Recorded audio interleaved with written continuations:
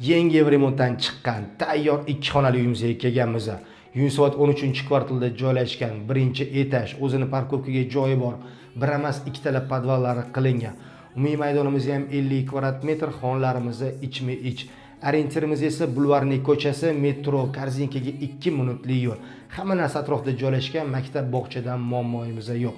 Xo'p, kirishimizdan prixoshkamiz, birinchi sanuzelimiz boshlanadi. Bu yerda hojatxonamiz, bu yerda esa hammomimiz, steralkalarimizga joylarimiz tashab ketilgan, svejiy remont. Remontlarimiz ham juda ham chiroyli qilingan, svetli ob'ya'dan foydalanishgan.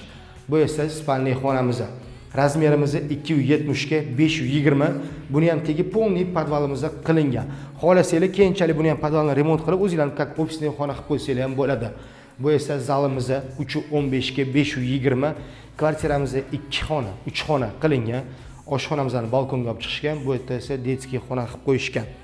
Bu yerda esa balkonimiz plus kuxnyamiz joylashgan. Razmerimiz 1.5 ga 6.